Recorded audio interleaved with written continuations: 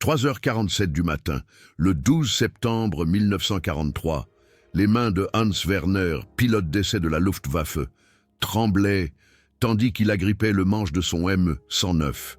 Non par peur du combat, non par épuisement, mais à cause de la décision qui ferait de lui un traître à tout ce qu'il avait toujours connu. Dans la poche de sa combinaison de vol, des documents secrets des services de renseignement américains, pliés avec soin, promettaient une seule chose: la chance de piloter le P-38 Lightning, l'appareil qui hantait les cauchemars de tous les pilotes allemands, ce diable à 2 moteurs, qui apparaissait dans le ciel et disparaissait comme fumée, ne laissant derrière lui que des carcasses fumantes et des radios hurlantes. Werner n'était pas un pilote ordinaire. Il était le meilleur pilote d'essai de Messerschmitt, l'homme qui avait poussé chaque chasseur allemand jusqu'à ses limites absolues. L'ingénieur pilote qui comprenait les cellules d'avion comme un maître horloger comprend les rouages. Et c'est précisément pourquoi, 3 mois plus tôt, lorsqu'il avait vu le rapport classifié des services de renseignement de la Luftwaffe sur le P-38 Lightning, quelque chose s'était brisé en lui, pas son courage, son espoir. Le rapport resta sur son bureau pendant 72 heures, page après page, d'analyse d'ingénierie allemande, qui toutes arrivaient à la même vérité impossible. L'Amérique avait construit quelque chose que l'Allemagne ne pouvait égaler, ne pouvait copier, ne pouvait même pas comprendre. Les 2 moteurs Allison, les hélices contrarotatives qui éliminaient le couple, le train d'atterrissage tricycle qui semblait simple, mais nécessitait une métallurgie que l'Allemagne ne possédait pas. L'autonomie. Mon Dieu, l'autonomie. 2092 km avec des réservoirs externes. Les chasseurs allemands pouvaient à peine atteindre 643. Werner avait passé 15 ans à croire que l'ingénierie allemande était la meilleure au monde. 15 ans à faire confiance à la suprématie intellectuelle aryenne, qui triompherait toujours. Et puis ce rapport a atterri sur son bureau comme une bombe, qui détruisit toute sa vision du monde sans faire le moindre bruit. Laissez-moi vous dire ce que contenait ce rapport, parce qu'il ne s'agissait pas de propagande. Il s'agissait d'une analyse froide et impitoyable, réalisée par les meilleurs ingénieurs aéronautiques allemands, des hommes qui avaient conçu le ME-109 et le F-190, des hommes qui comprenaient la conception des aéronefs mieux que presque quiconque, et leur conclusion était dévastatrice. Le P-38 Lightning n'était pas seulement meilleur. Il représentait une approche complètement différente de la conception des chasseurs. Une approche qui nécessitait une capacité industrielle, des avancées métallurgiques et une précision de fabrication que l'Allemagne ne pourrait jamais atteindre tout en menant une guerre sur 2 fronts. Les Américains construisaient ces merveilles à 2 moteurs au rythme de 150 par mois. L'Allemagne ne pouvait même pas construire 150 chasseurs monomoteurs dans le même laps de temps. Mais Werner n'a pas fait défection à cause des chiffres. Il a fait défection à cause du paragraphe 7 de la page 12 de ce rapport des services de renseignement, le paragraphe qui décrivait ce qui s'était passé lorsque les ingénieurs de la Luftwaffe avaient essayé de faire de la rétro-ingénierie sur un P-38 capturé qui s'était écrasé intact en Afrique du Nord. Ils n'y sont pas parvenus. Les meilleurs ingénieurs allemands ont passé 6 semaines à essayer de comprendre seulement le système d'hélices. Les hélices contrarotatives qui éliminaient le couple, ils les ont complètement démontées, mesuré chaque composant, analysé la métallurgie, et puis ils ont décrit 9 mots qui ont changé la vie de Werner. Nous n'avons pas la capacité industrielle de reproduire ceci. Pensez-y, l'Allemagne ne pouvait même pas copier les hélices, pas les moteurs, pas la cellule, pas les turbocompresseurs qui permettaient au P-38 de grimper à 12 192 mètres, juste les hélices. Et ils ont admis leur défaite. Werner a lu ce paragraphe 17 fois. Il a compté plus tard, 17 fois, essayant de lui faire dire quelque chose de différent. Mais l'ingénierie ne ment pas. Les mathématiques n'ont pas d'idéologie. Et les mathématiques disaient que l'Allemagne avait déjà perdu la guerre aérienne. Ils ne le savaient juste pas encore. Alors, le 12 septembre 1943, à 3h47 du matin, Hans Werner a poussé la manette des gaz de son Me 109 vers l'avant et a viré vers l'ouest, vers la Suisse, vers la neutralité, vers les officiers du renseignement américain qui lui avaient promis 3 choses: l'asile, la protection de sa famille et un vol à bord d'un P-38 Lightning. Il a atterri en Suisse 43 minutes plus tard, avec sa jauge de carburant indiquant vide. La police militaire suisse a immédiatement encerclé son avion, en moins de 2 heures. Des officiers américains de l'OSS sont arrivés. Ils l'attendaient. Le plan était en marche depuis 6 semaines, depuis que Werner avait pris contact par l'intermédiaire d'un banquier suisse qui naviguait entre les 2 camps de la guerre, vendant montres et secrets avec un professionnalisme égal. Les Américains n'ont pas perdu de temps. Ils voulaient savoir tout ce que Werner savait sur le développement des chasseurs allemands, la production d'avions, et surtout ce que la Luftwaffe comprenait des avions américains. Werner a parlé pendant 16 heures d'affilée. Les officiers du renseignement américain ont rempli carnet après carnet avec des détails techniques, des chiffres de production et des évaluations stratégiques. Mais Werner avait une condition qui ne changerait pas. Une exigence qu'ils répétaient à chaque fois qu'ils essayaient de passer au sujet suivant. « Je veux piloter le Lightning. Vous l'avez promis. »« Je veux piloter le Lightning. » Le capitaine James Morrison, l'officier de l'OSS qui dirigeait le débriefing de Werner, a écrit plus tard dans son rapport: « Le sujet a fait preuve d'une obsession pour l'avion P-38 qui frôlait l'irrationnel. » Il a déclaré à plusieurs reprises qu'il fournirait tout renseignement demandé, mais seulement après avoir satisfait son désir de piloter le Lightning. Cette obsession semblait sincère et dévorante. 3 semaines plus tard, le 3 octobre 1943, Werner se tenait sur le tarmac d'un aérodrome américain classifié dans le sud de l'Angleterre. Devant lui se trouvait un P-38J Lightning, numéro d'immatriculation 42677-638, sorti tout droit de l'usine de Burbank, en Californie. Les 2 moteurs Allison V1710 brillaient sous le soleil matinal. Les 2 poutres jumelles distinctives et la nacelle centrale lui donnaient la silhouette que les pilotes allemands appelaient Der Gabelschwanzteufel. Le diable à queue fourchue. Werner a fait le tour de l'avion pendant 20 minutes sans dire un mot. Les pilotes américains et le personnel au sol ont regardé cet ancien pilote ennemi examiner chaque détail de leur chasseur avec une intensité qui les mettait mal à l'aise.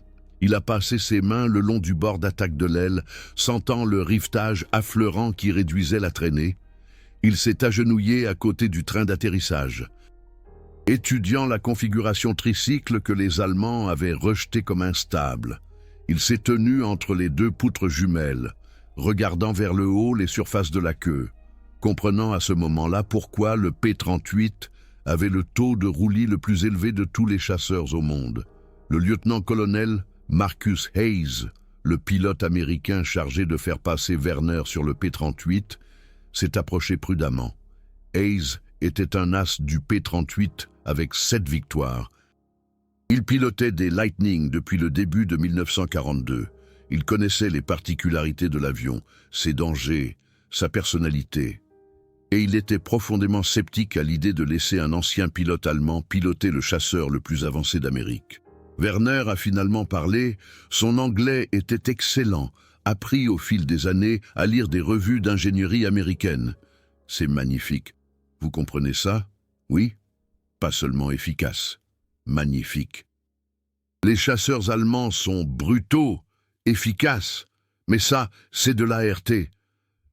Hayes a aidé Werner à monter dans le cockpit. Le pilote américain passa 1 heure à expliquer les commandes, la gestion du moteur, les systèmes de turbocompresseurs, les systèmes électriques. Werner absorbait chaque détail, comme un homme mourant de soif qui aurait enfin trouvé de l'eau. Ses questions étaient pointues, techniques. révélant une profondeur de connaissances aéronautiques qui impressionnait même Hayes. « Les hélices contrarotatives », demanda Werner. « Elles éliminent le couple, oui. Mais qu'en est-il de la complexité mécanique accrue? Comment assurez-vous la fiabilité ?» Hayes sourit. « Tolérance de fabrication américaine.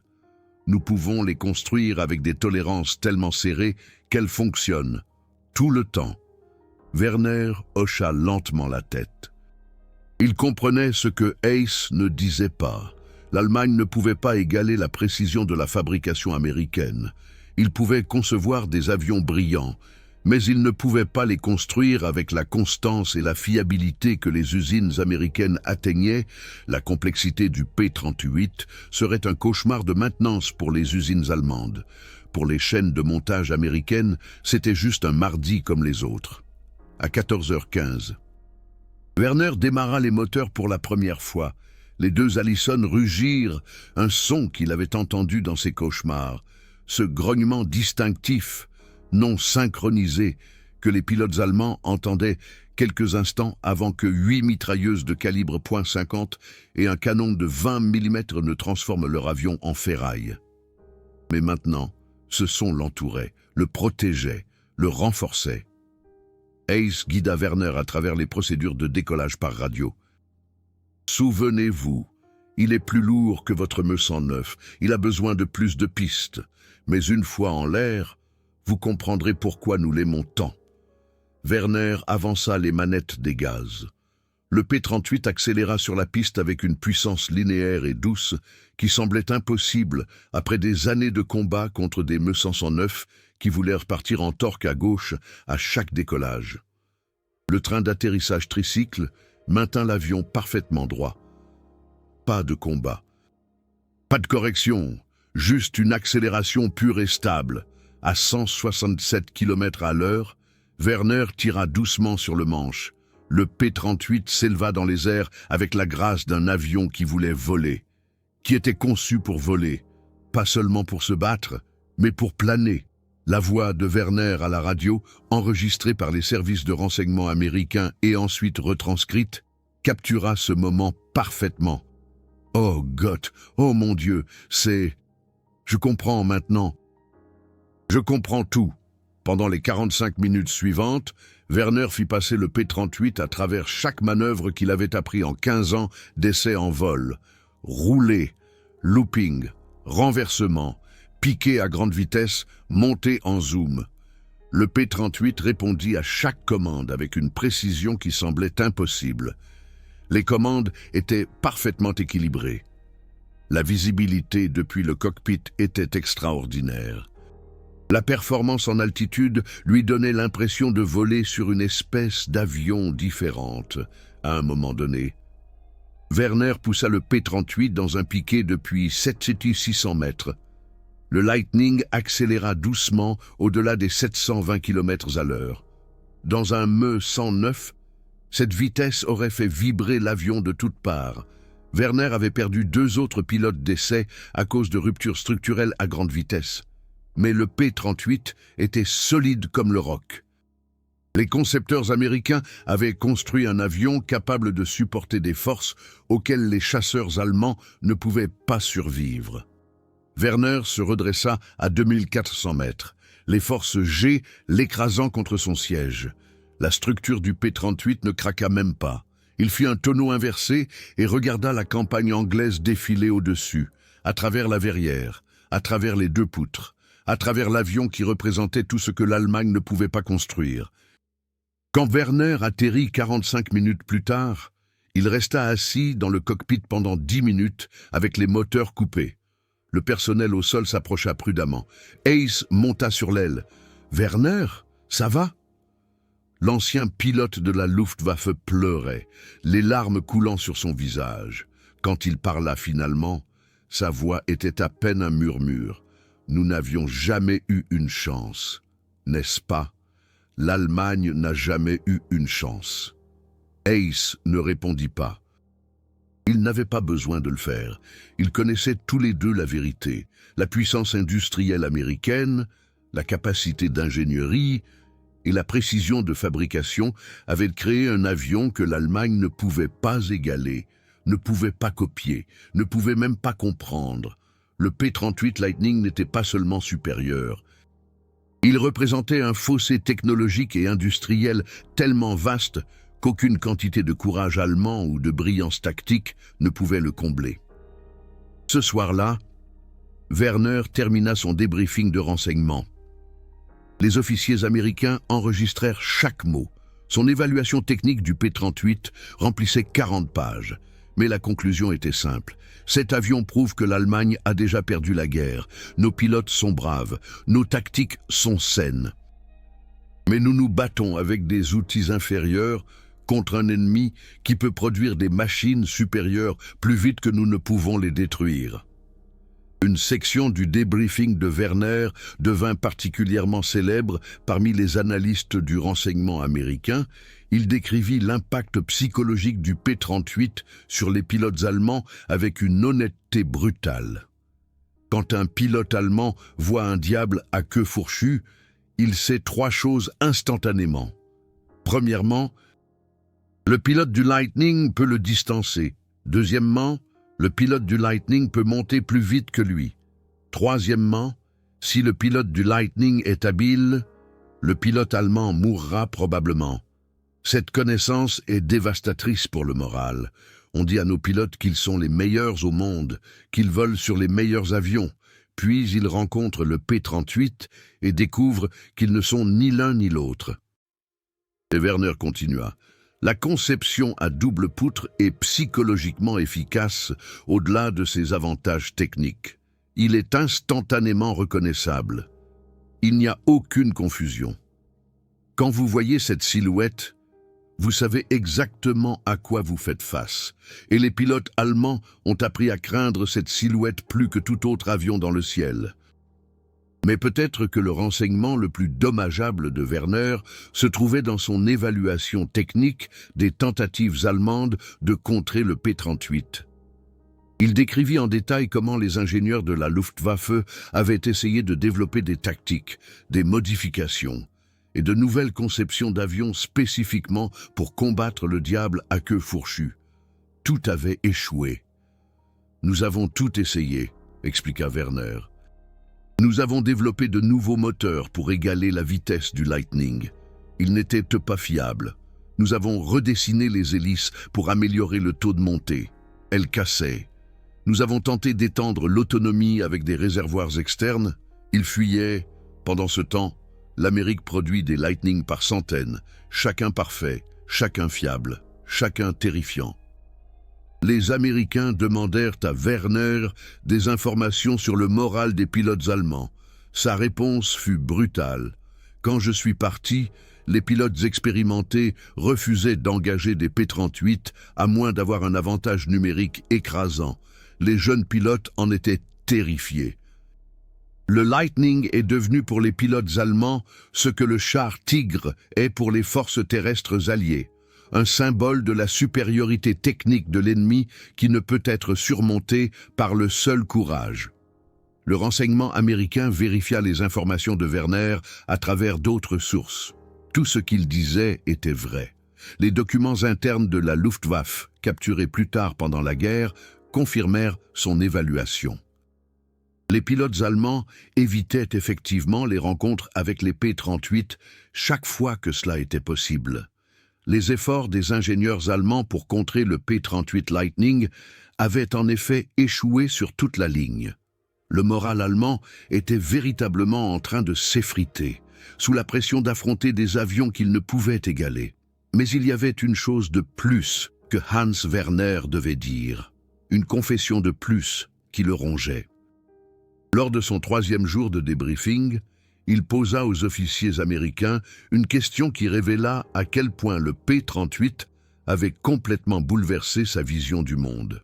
« Quand je pilotais le Lightning, » dit Hans Werner calmement, « j'ai ressenti quelque chose que je n'avais jamais ressenti en 15 ans de pilotage de chasseurs allemands. Je me sentais en sécurité. Votre avion n'est pas seulement plus rapide ou plus puissant, il est conçu pour protéger le pilote. Les deux moteurs signifient que l'un peut tomber en panne et que vous survivez. Le train d'atterrissage tricycle signifie que les décollages et les atterrissages sont plus sûrs. La visibilité du cockpit signifie que vous pouvez voir les menaces arriver. Les chasseurs allemands sont conçus pour tuer l'ennemi. Les chasseurs américains sont conçus pour ramener le pilote à la maison. Cette différence c'est tout. Les officiers américains restèrent silencieux. Ils n'y avaient jamais pensé de cette façon. Mais Hans Werner avait raison. La philosophie de conception des avions américains privilégiait la survie du pilote d'une manière que la conception allemande ne le faisait pas. Et cette philosophie découlait des valeurs américaines. La conviction que la vie de chaque pilote comptait, que ramener les jeunes hommes à leur famille était aussi important que de détruire l'ennemi. Ce n'était pas seulement un avantage technique, c'était un avantage moral. Hans Werner passa 3 mois de plus à travailler avec les renseignements américains, fournissant des évaluations techniques détaillées du développement des avions allemands, des capacités de production et de la doctrine tactique. Ces informations se révélèrent inestimables pour les opérations aériennes alliées. Mais il ne vola plus jamais lors d'une mission de combat. Les Américains ne voulaient pas prendre de risques avec lui. Il était trop précieux comme source de renseignements. Après la guerre, Hans Werner apprit que sa famille avait survécu. Les Allemands n'avaient jamais fait le lien entre sa défection et ses proches. Il les fit venir en Amérique en 1947. Il devint citoyen américain en 1950. Il travailla pour Lockheed, la société qui construisait le P-38 Lightning, comme ingénieur aéronautique jusqu'à sa retraite en 1978. En 1983, 40 ans après sa défection, Hans Werner accorda une interview à un magazine d'histoire de l'aviation. L'intervieweur lui demanda s'il regrettait d'avoir trahi l'Allemagne. La réponse de Hans Werner fut immédiate et catégorique. « Je n'ai pas trahi l'Allemagne. J'ai trahi le régime nazi qui envoyait de jeunes hommes mourir dans des avions inférieurs, tout en leur mentant sur la suprématie intellectuelle aryenne-allemande. Quand j'ai piloté le P-38 Lightning, j'ai compris que continuer à soutenir un régime qui ne pouvait pas égaler les capacités industrielles et d'ingénierie américaines n'était pas du patriotisme. C'était participer à un suicide collectif. » L'intervieweur insista. « Mais vous avez abandonné votre pays pendant la guerre. » Hans Werner secoua la tête. « J'ai abandonné une guerre que l'Allemagne avait déjà perdue. Le P-38 Lightning l'a prouvé. Pas par la propagande, par l'ingénierie, par la fabrication, par une philosophie de conception qui valorisait la vie humaine plutôt que des notions abstraites de suprématie. J'ai choisi de survivre.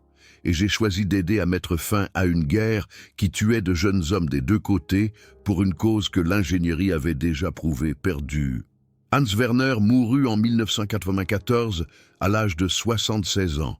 Sa notice nécrologique dans le Los Angeles Times mentionnait son travail chez Lockheed. Ses contributions au développement aérospatial américain et son rôle dans les renseignements de la Seconde Guerre mondiale, mais elle ne reflétait pas la vérité essentielle de son histoire. C'était un homme qui aimait les avions, qui les comprenait à un niveau que peu de gens pouvaient atteindre.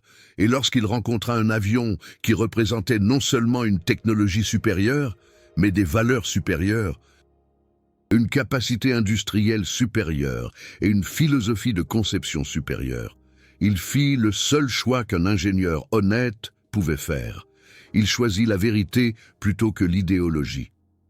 Le P-38 Lightning n'était pas seulement un avion qui battait les chasseurs allemands au combat, c'était un avion qui battait l'idéologie allemande dans l'esprit de l'un de leurs meilleurs pilotes. Et cette victoire était tout aussi complète, tout aussi dévastatrice et tout aussi importante que n'importe quelle mission de combat aérien. Mais l'histoire de Hans Werner ne s'arrête pas à sa défection. L'impact de son choix se répercuta sur la Luftwaffe d'une manière que les renseignements américains n'auraient pas pu prédire. Lorsque la nouvelle filtra qu'un pilote d'essai Messerschmitt de haut niveau avait fait défection spécifiquement pour piloter le P-38, Cela confirma les pires craintes de chaque pilote allemand.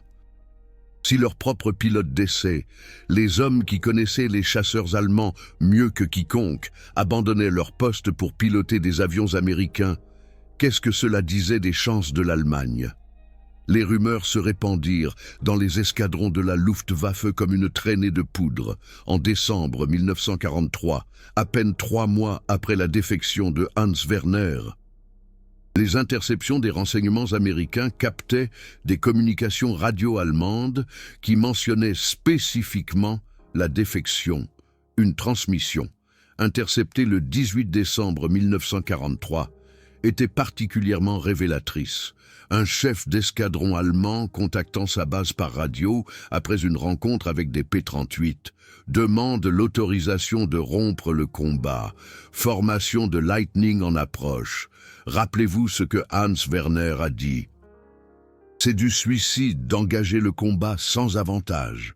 Hans Werner était devenu une légende, pas en Amérique, où son identité restait classifiée, mais dans la Luftwaffe, où sa défection était chuchotée dans les salles de préparation et les quartiers des officiers.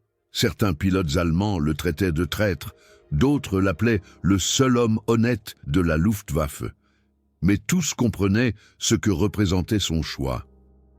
Le meilleur pilote d'essai allemand avait piloté les chasseurs des deux camps et avait choisi l'Amérique.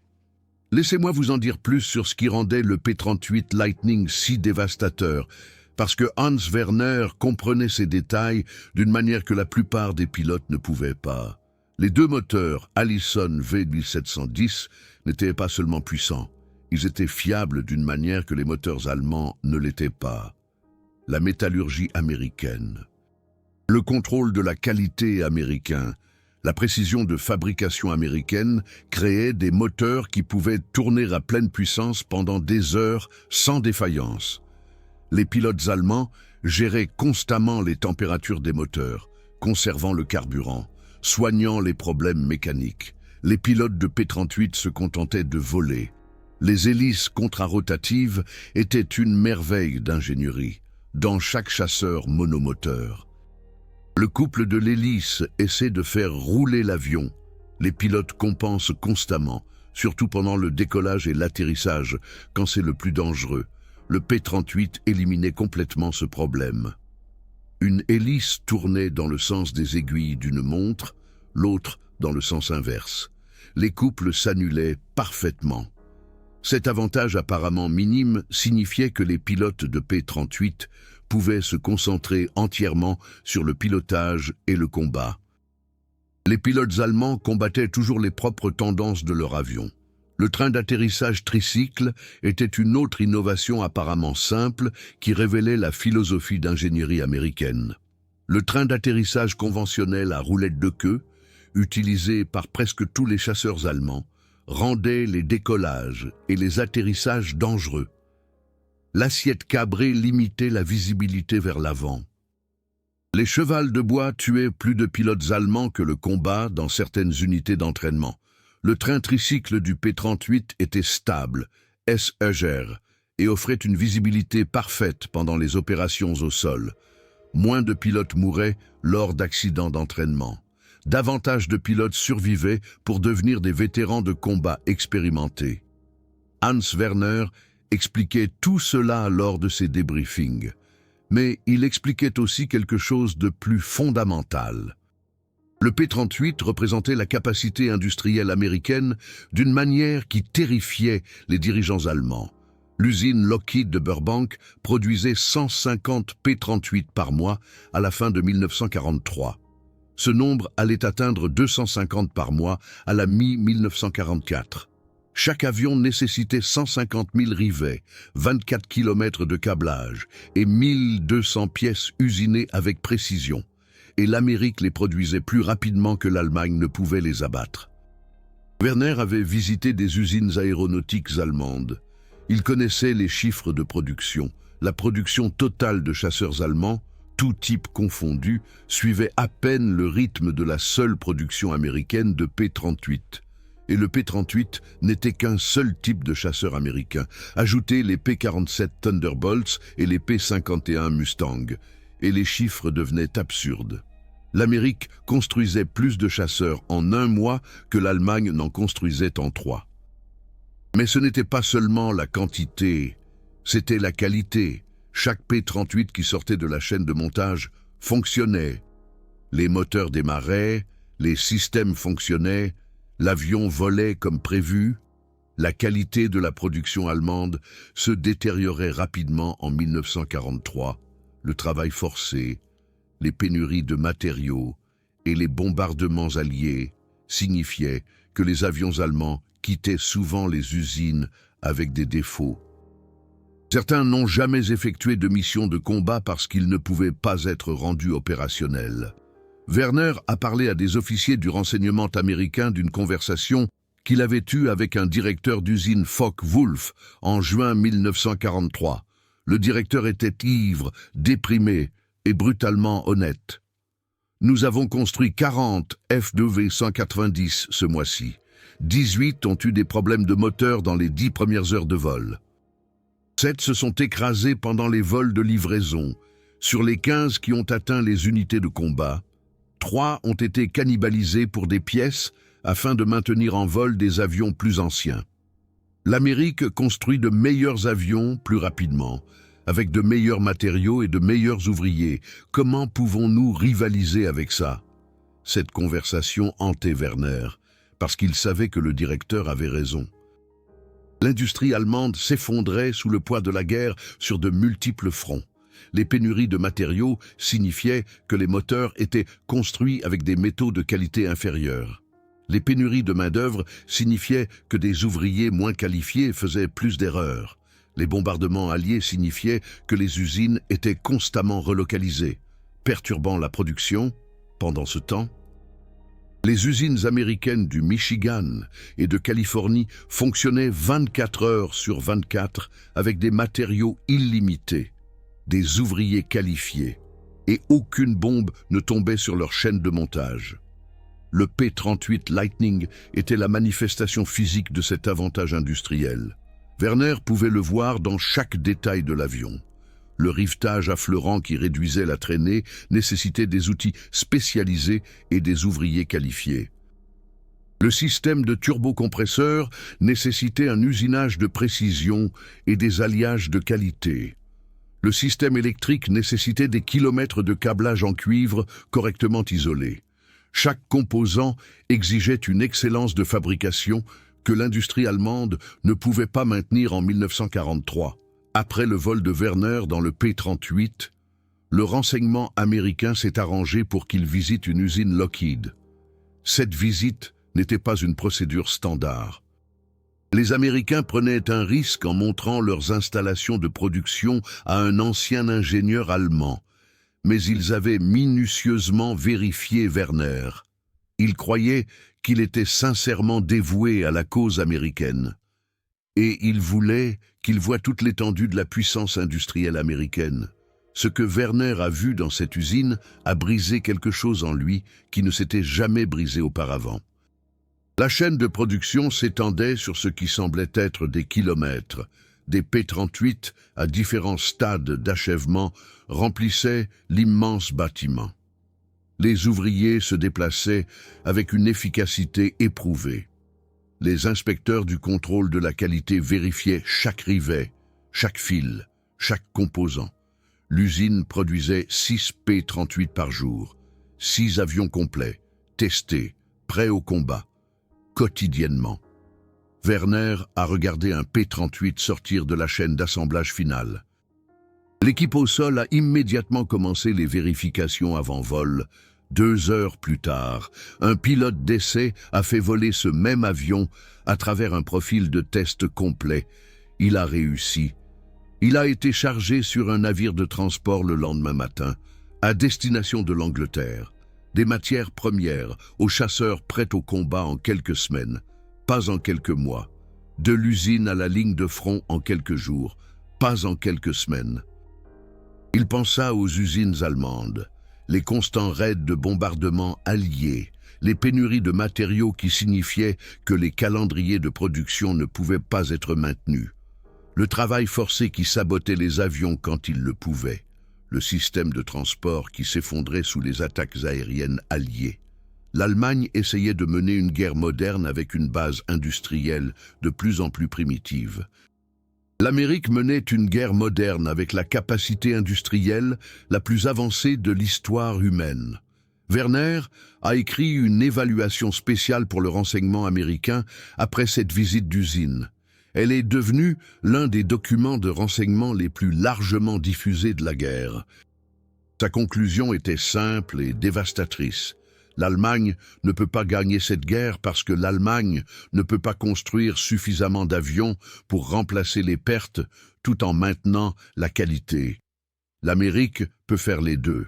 Les pilotes américains pilotent des avions supérieurs, produits en nombre supérieur, avec une fiabilité supérieure. Ce n'est pas un avantage temporaire, c'est une condition permanente qui ne fera qu'empirer pour l'Allemagne. Les commandants américains ont utilisé l'évaluation de Werner pour remonter le moral et éclairer la stratégie. Sa crédibilité technique, en tant qu'ancien pilote d'essai de la Luftwaffe, rendait ses conclusions irréfutables. Lorsque les pilotes américains ont lu que les propres pilotes d'essai allemands admettaient la défaite, cela les a dynamisés. Lorsque les ouvriers américains ont lu qu'un ingénieur allemand avait qualifié leur travail de supérieur, ils ont travaillé plus dur.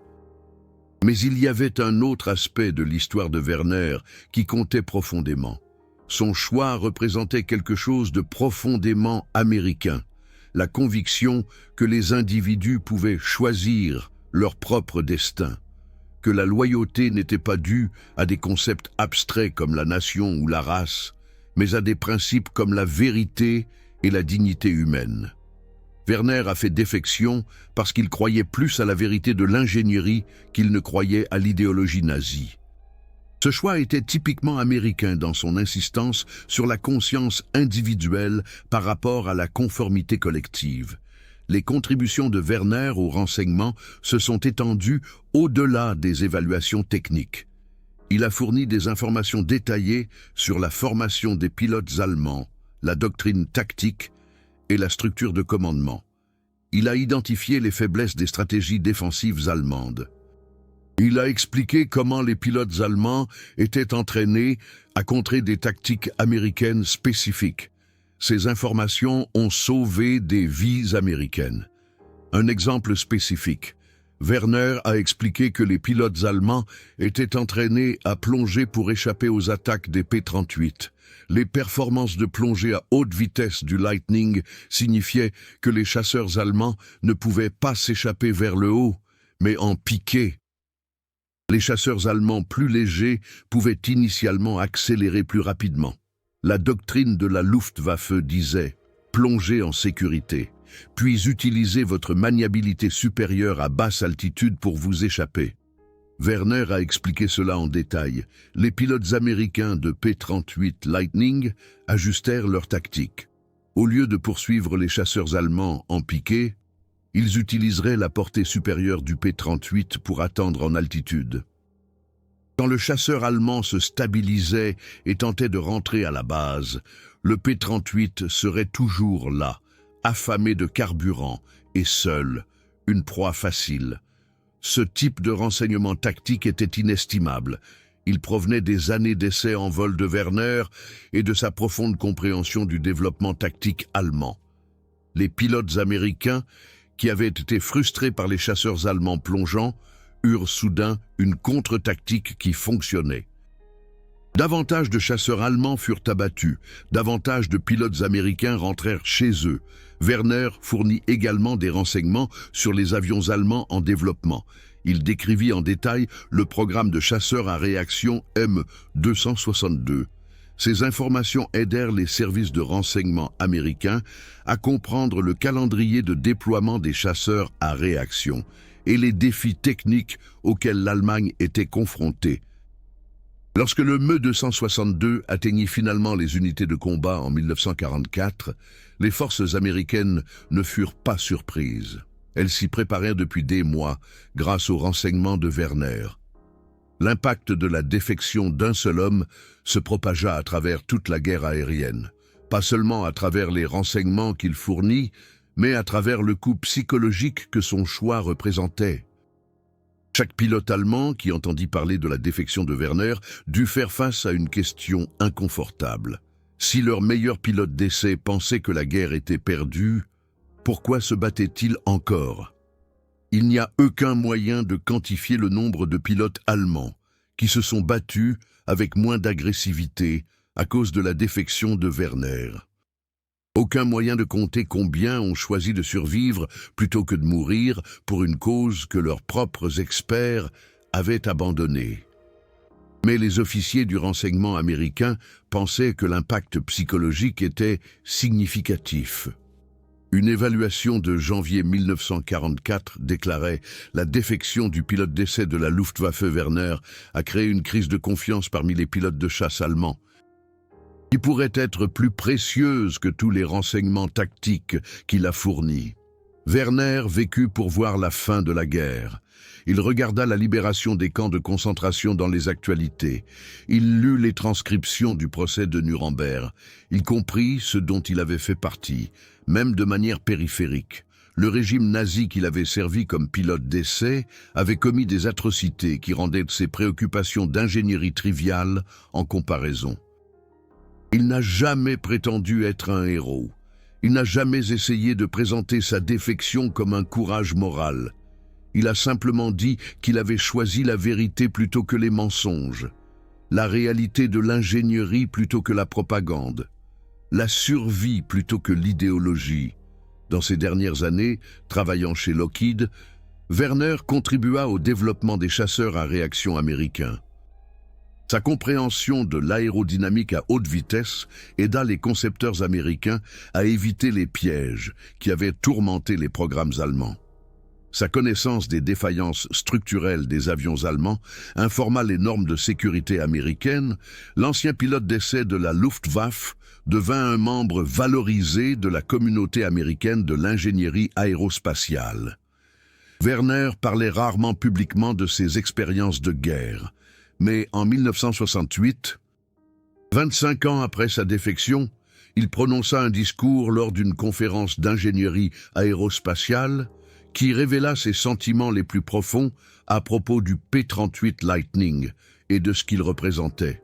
« Quand j'étais jeune, dit Werner, je croyais que l'ingénierie était neutre, que les avions n'étaient que des outils, que peu importait qui les construisait ou pourquoi.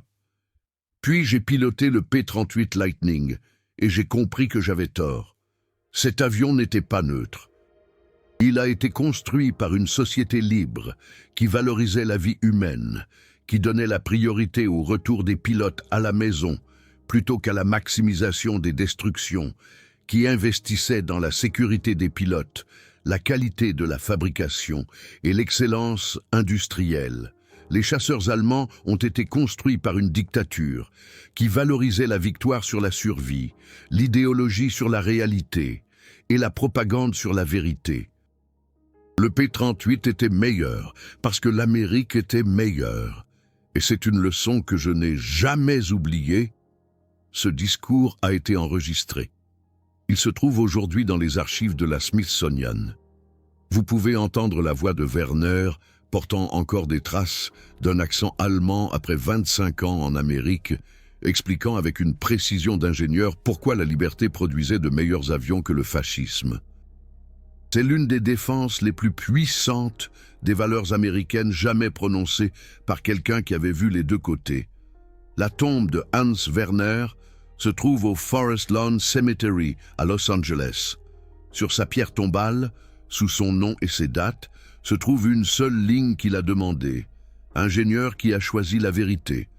Aucune mention de son service pendant la guerre, aucune référence à sa défection, juste cette simple déclaration. D'une certaine manière, elle capture tout de son choix. Lorsqu'il fut confronté à des preuves qui contredisaient ses croyances, il accepta les preuves.